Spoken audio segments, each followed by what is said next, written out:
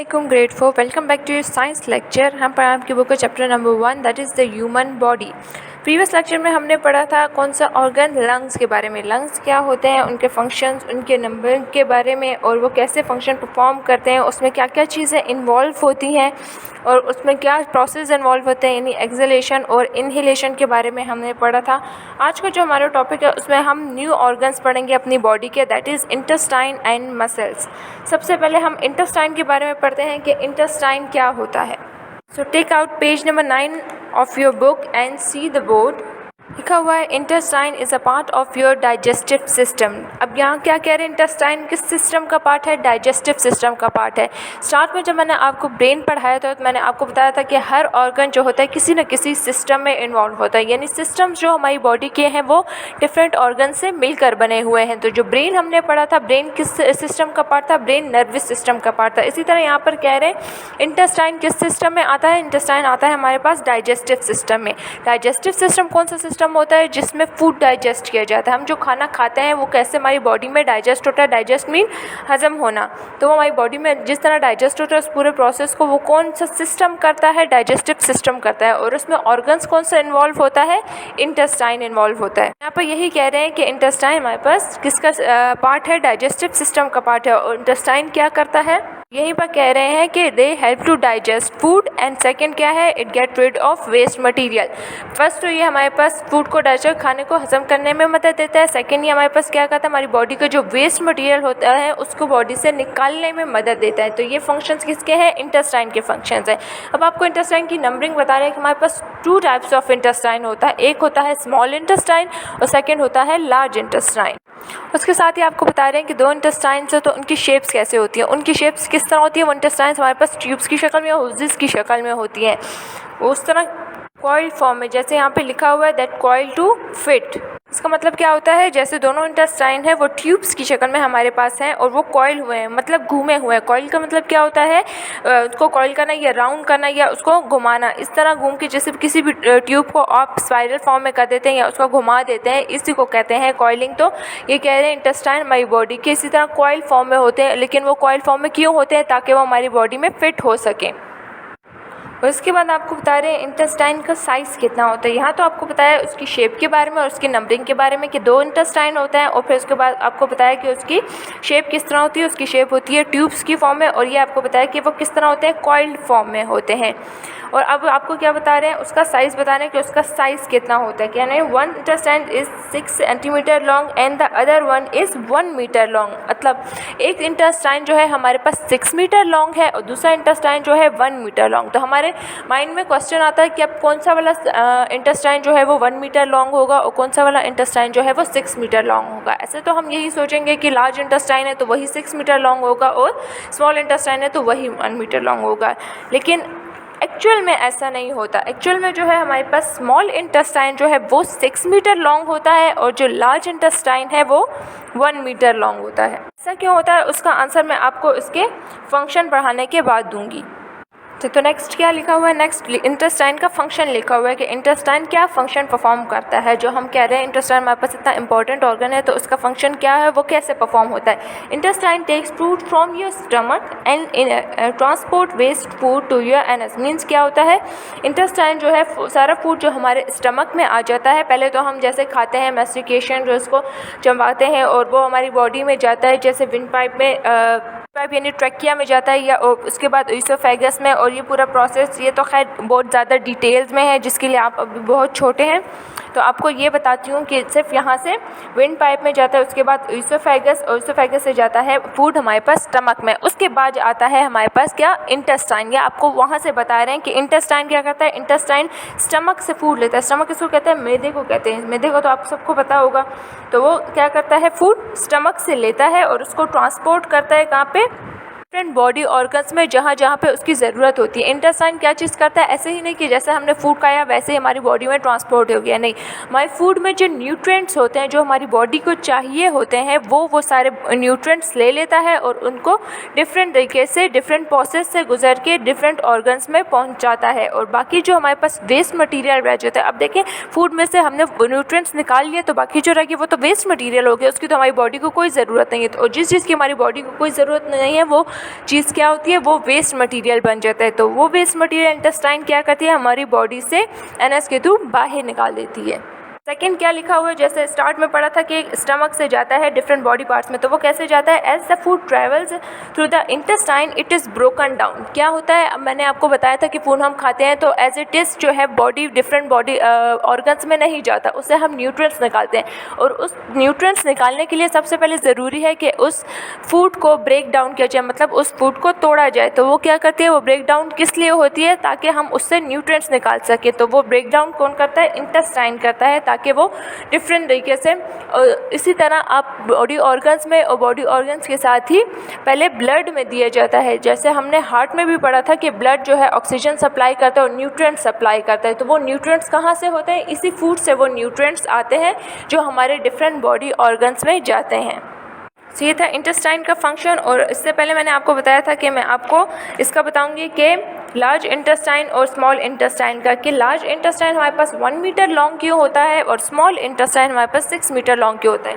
वो इसलिए होता है कि आप इस पिक्चर में देखें, इस पिक्चर में आपको दिखा रहे हैं लार्ज इंटेस्टाइन कौन सा है और स्मॉल इंटेस्टाइन कौन सा है। तो इसमें आपको देखें स्मॉल इंटेस्टाइन जो है ये 6 मीटर लॉन्ग है। क्यों, क्योंकि ये बहुत छोटा सा, मतलब बहुत थिन है, तो ये ज़्यादा कॉइल हुआ है, इसीलिए ये जो है 6 मीटर लॉन्ग है। और जो लार्ज इंटेस्टाइन है वो बहुत ब्रॉड नज़र आ रहा है आपको, इसीलिए वो 1 मीटर लॉन्ग है, ताकि वो थोड़ा सा है। और जो नीचे अंदर स्मॉल इंटेस्टाइन है वो बहुत ज़्यादा कॉइल हुआ है, इसीलिए वो 6 मीटर लॉन्ग है, ताकि वो, जैसे हमने स्टार्ट में पढ़ा था, ये कॉइल हुआ होता है ताकि वो फिट हो सके, वो ज़्यादा जगह, क्योंकि 6 मीटर लॉन्ग तो बहुत ज़्यादा लंबा होता है, वो हमारी बॉडी में कैसे फिट होगा, इसीलिए ये कॉइल भी हुआ होता है, ताकि आप इसकी कॉइलिंग भी देख सकते हैं इस पिक्चर में। ये इतना कॉइल हुआ है तो ये कितने प्रॉपरली फिट हुए हैं हमारी बॉडी में, वरना अगर ये बिल्कुल स्ट्रेट हम इसको रखते हैं या हमारी बॉडी में स्ट्रेट होता तो ये हमारी बॉडी में फिट ना हो सकता। इस तरह हमारे इस मीटर का भी पता चल गया कि ये किस तरह 6 मीटर लॉन्ग है, और ये भी पता चल गया कि ये कॉइलिंग क्यों हुई हुई है और किस तरह हुई हुई है। तब तक इंटेस्टाइन के बारे में हमने क्या पढ़ा, इंटेस्टाइन का हमने पढ़ा कि हमारी डाइजेस्टिव सिस्टम का पार्ट होता है। फिर हमने इंटेस्टाइन का पढ़ा कि वो क्या करता है, फूड को डाइजेस्ट करता है, और दूसरा क्या करता है, get rid of waste material, हमारी बॉडी से वेस्ट मटेरियल को निकालता है। हमने ये पढ़ा कि हमारे पास 2 टाइप्स ऑफ इंटेस्टाइन होता है, स्मॉल इंटेस्टाइन और लार्ज इंटेस्टाइन, ये हमने पढ़ा। उसके बाद हमने पढ़ा कि उसका साइज़ कैसे होता है, एक का 6 मीटर लॉन्ग होता है और लार्ज इंटेस्टाइन हमारे पास 1 मीटर लॉन्ग होता है। और हमने ये भी पढ़ा कि उसकी शेप कैसे होती है, दोनों इंटेस्टाइन की शेप्स कैसी होती है, ट्यूब्स की फॉर्म में होती है। उसके बाद हमने इंटेस्टाइन का फंक्शन पढ़ा कि कैसे होता है, कि वो फूड कहाँ से लेता है और कहाँ पर देता है, वो फूड स्टमक से लेता है एंड देन ट्रांसपोर्ट करता है, उसको ब्रेक डाउन करता है और उसको ट्रांसपोर्ट करता है ब्लड में, और ब्लड से जाता है फिर हमारे सारे बॉडी ऑर्गन्स में। स्पेशल न्यूट्रिएंट्स जो होते हैं जिसको ब्रेक डाउन करता है वो हमारे पूरी बॉडी को मिलते हैं जो उनको चाहिए होते हैं, और जो वेस्ट मटेरियल रह जाते हैं वो एनएस के थ्रू बॉडी से निकल जाते हैं। तो ये सारा था किसके बारे में, इंटेस्टाइन के बारे में। अब हम पढ़े नेक्स्ट ऑर्गन क्या है, मसल्स। मसल्स क्या होते हैं, देखिए पेज नंबर 10 पे, और बोर्ड की तरफ भी देखिए लिखा हुआ है the human body has more than 600 muscles, means हमारी बॉडी में 600 मसल्स हैं। ये कितनी ज़्यादा अमाउंट है, तो ये ऑब्वियसली बहुत इंपॉर्टेंट हो गया। तो आगे हम पढ़ेंगे कि क्यों इतने इंपॉर्टेंट है। Muscle help you to move and also help to move things around your body, means हमारी बॉडी को हम जो मूवमेंट करते हैं, यानी जो हम हाथ पाँव हिला रहे हैं, जो मैं बोल रही हूँ, ये सारी चीज़ें किसकी वजह से हो रही है, मसल्स की वजह से। मसल्स मूव करते हैं तो हम भी मूव कर सकते हैं and move things around your body. अब इसकी एग्जांपल क्या दी हुई है, example is heart moves blood.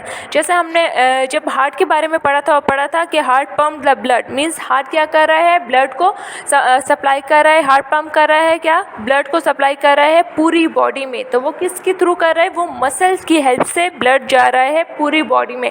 अब ये तो नहीं है कि हार्ट ने तो अपनी पोजीशन चेंज नहीं की ना, कि हार्ट जा रहा है पहले हाथ में ब्लड सप्लाई कर रहा है, फिर हार्ट जा रहा है फीट में हमारे जा रहा है वहाँ पे ब्लड, नहीं, हार्ट अपनी जगह पे ही है, बट वो क्या कर रहा है, ब्लड को कैसे सप्लाई कर रहा है पूरी बॉडी में, थ्रू मसल्स की हेल्प से वो ब्लड को पूरी बॉडी में सप्लाई कर रहा है। अच्छा, आगे क्या लिखा हुआ है, some muscles are attached to bones, they give strength and help in movement.